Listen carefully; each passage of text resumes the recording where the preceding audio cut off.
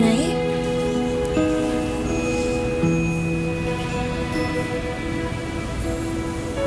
Uminom ka na ba ng gamot mo? Opo. Buti naman. Sige, magbibihis lang ako. Nay. Alam ko na malaki ho yung kasalanan ko sa inyo. Sorry po.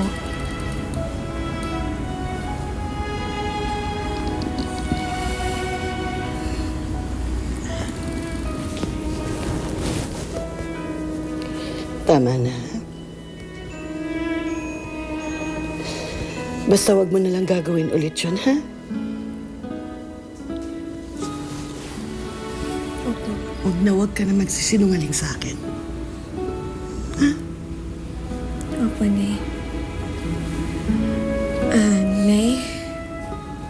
Sana ho, wag nyo na ho puntahan yung mga sa Avedra. Ano po bang ginawa niyo doon? Saka ano po bang nangyari? Ayoko na silang pag-usapan. Kalimutan na lang natin sila.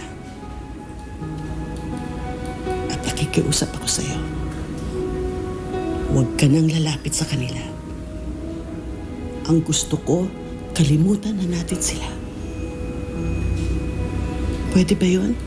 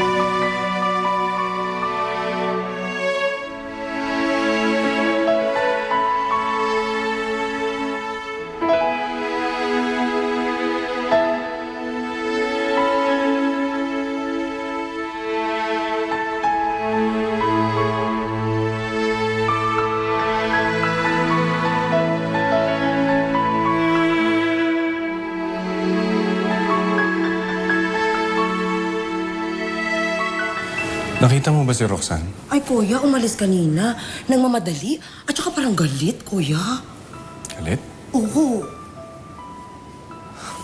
Si Vanessa, napansin mo ba? Ay, kuya, hindi pa lumalabas ng kwarto niya mula kanina. Nagtataka nga ako eh. Ay, tanghali na at may pasok siya. Ay, no, kinatok ko, kuya. Kinatok ko talaga, pero didma lang. Ano ba? Vanessa? Vanessa? Kuya, hindi kaya may masamang nangyari kay Vanessa? Kuya, baka binangungot na si Vanessa, kuya.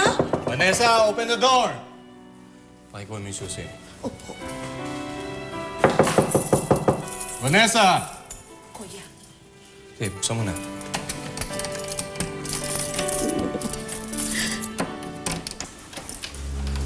Kuya, wala si Vanessa.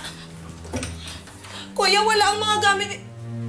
Kuya, naglayas si Vanessa, kuya. Kuya, saan nagpunta si Vanessa, kuya? Ang alaga ko.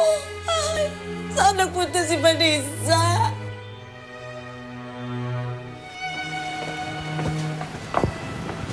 Ay nako, Roxanne, tama ka. Alam mo, talagang walang utang na loob at walang konsiderasyon yung Zenny na yan. Kaya I'm sure, pinagbabawalan niya ang anak niyang kausapin ka. Hence, hindi sinasagot ng lirang yun ang mga tawag mo. Alam mo, kung alam ko lang na magkakaganito, hindi ko na sana dinonate ang puso ni Angeline sa anak niya. Pero nangyari na. Nagpauto na kayo. So, paano ngayon? Just charge it to bad experience? Kung gusto niya layuan ko ang anak niya, sige, gagawin ko. Pero hindi ko makakalimutan ang kawalang utang na loob ng Zenny na yan sa amin. So, what are you planning to do? Ipamumukha ko sa kanya na kung wala kami, wala rin silang mag-ina.